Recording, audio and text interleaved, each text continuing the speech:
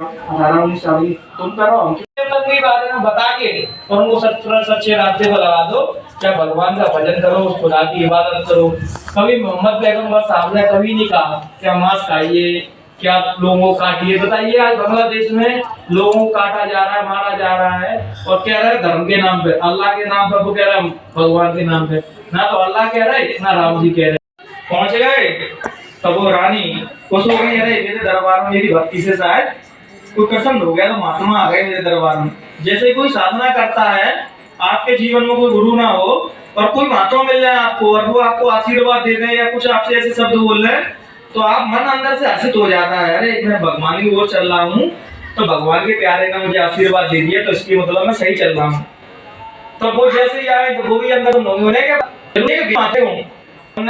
पहुंचेगा उनके दरबार में, तो उन्हें भिक्षा देवी तो भिक्षा लेके आ गए।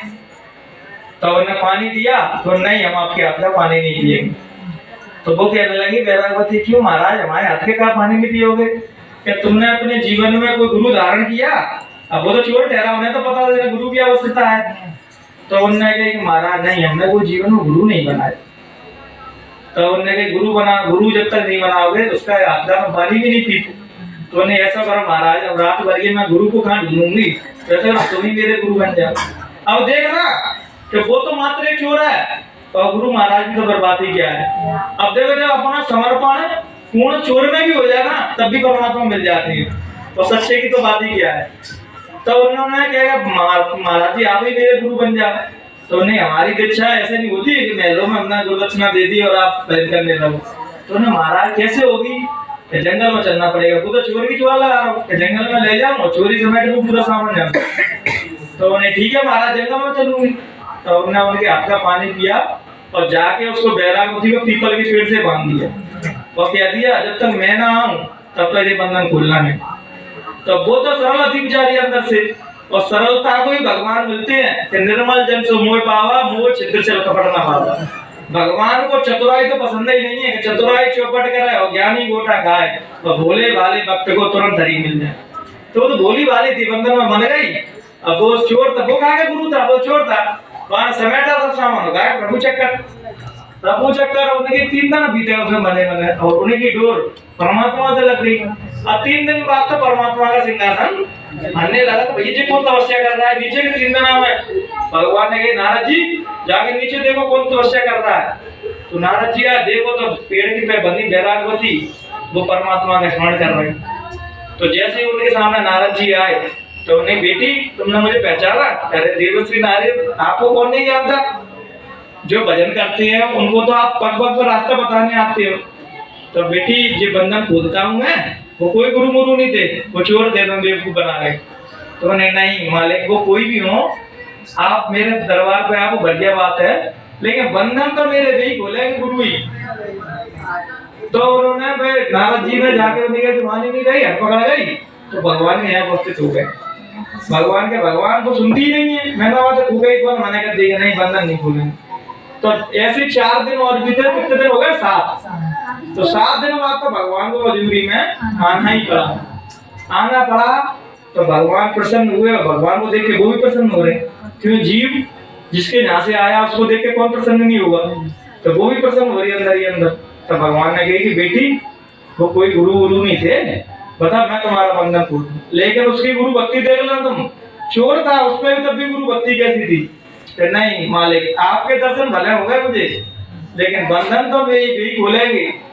तो उन्होंने नारद जी से कही कि ढूंढो उसके गुरु को। गई अब वो बेचारा का नारद जी कहाँ ढूंढा? माँ भगवान जी तो नहीं देखो तुम नहीं से अंदर आ रहा हो चोरी है।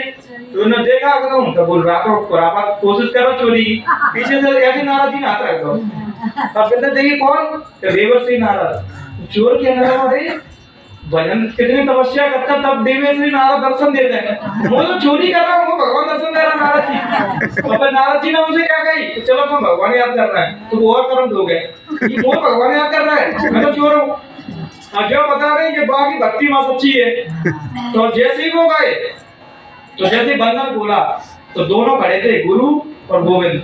चरण किसके पकड़े? गुरु के। तभी तो कबीर ने कहा कि गुरु गोविंद दो खड़े, काकों लागे पाए, भले हारी गुरु आपने गोविंद दिया। जब हमारा समर्पण अपने गुरु पे सच्चा है। बहुत लोग कहते हैं यार जय गुरु तो कैसे नहीं, तो अपनी आस्था डगमगा जाती है, क्योंकि तुम्हारी आस्था उसी की बात पे टिकी है बेचारों को। वो क्या कह रहा है, अगर तुम्हें भजन करना है तो सामने वाले को भूल जाओ, सामने वाला क्या कह रहा है, गूंगे और बहरे बन जाओ बस। अगर तुमसे कोई अपमान कर रहा है ना, तो ये समझना कि गुरु की तुमको कुछ विशेष कृपा हो रही है, तब तुम्हारा अपमान तुम्हें नीचे दिखाया जा रहा है। कि जब तक न हो भक्त की हाँसी, तब तक न लगे प्रीति साची। प्रीति साची कब लगेगी, जब संसार तुम्हें ठुकरा देगा। अगर संसार तुमसे प्रेम कर रहा है तो समझना तुम परमात्मा के प्रेमी नहीं बन पा रहे। क्यों, तुम संसार के प्रेमी खुश हो जाएगा, अरे मेरा बेटा मुझसे कितना प्रेम करता है। और जब मर जाते हैं यही बेटा हमें 3 सेट में ले जाके, तो 15 दिन बाद देख गए कि पिताजी दिख रहा है, तो तुरंत तांत्रिक के पास जाओ, अरे कोई लॉन्ग फॉर्म पढ़ के दे दे, तो मेरे पापा आए दूंगा, वो दे रहे हैं। अब बताओ कैसा प्यार है जी। जैसे आज के युग में स्त्री, बच्चियां और बच्चे प्रेम में ऐसे पागल हो रहे हैं, मन तो संसार का सबसे बड़ा सुख है। जैसे हमारे भाई साहब ने कहा 3 महीने का ब्रह्मचर्य, अगर आपको अध्यात्म की यात्रा को जानना है, समझना है, चाहे वो स्त्री हो या पुरुष हो, अगर 3 महीने का ब्रह्मचर्य पालन कर लिया और नियमित रूप से भजन कर रहा है वो व्यक्ति, उसको किसी की बात मानने की जरूरत नहीं है, उसको खुद अनुभव होंगे, तब तो मानोगे तुम।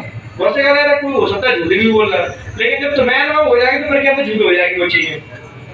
तो 3 महीने का ब्रह्मचर्य और नियमित रूप से भजन करो तो आप अध्यात्म जगत को जान पाएंगे। आजकल जो युवा युवती हैं वो काम वासना को प्रेम समझने लगती है।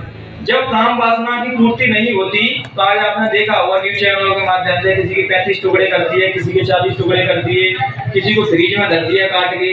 ये बताओ हमें कौन से देवी देवता, कौन सा इस्लाम, कौन से अल्लाह हमें कौन सिखाता है कि किसी को मार दो। अब तुम तो मार रहे हो, लेकिन तुम्हें क्या पता किसकी बच्ची है, उनके माँ बाप से कितना प्रेम से पाल रहे हैं, इसके लिए पालते हैं कि दूसरा आगे उसे काटे के फ्री में दे दे।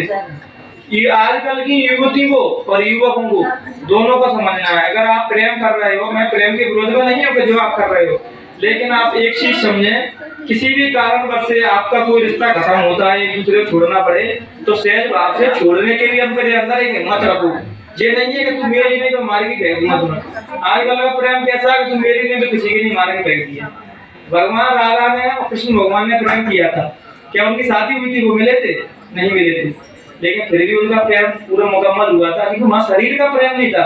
यहाँ प्रेम शरीरी तल पर होगा, माँ केवल काम वासना ही रहेगी, उसके आगे कुछ नहीं होता। शरीरी तल से ऊपर उठ जाता है प्रेम, तब हम वास्तविकता प्रेम को समझ पाते हैं प्रेम क्या है। और प्रेम के ही बिना जब तक हमारे अंदर में प्रेम नहीं आएगा, तब तक हम ईश्वर को, परमात्मा को, पार ब्रह्म को, सदगुरु को, किसी को नहीं समझ सकते। तो प्रेम आता कैसे है? जब हम सत्संग में जाते हैं, संत महात्माओं से मिलते हैं, भक्तों से मिलते हैं, तो हमारे अंदर भक्ति जागृत होती है। हम एक दूसरे से मिलते हैं ना। जैसे मैं अभी आप दीदी एक बात कह रही थी कि छोटा सत्संग और बड़ा सत्संग, तो सत्संग कोई छोटा और बड़ा नहीं होता।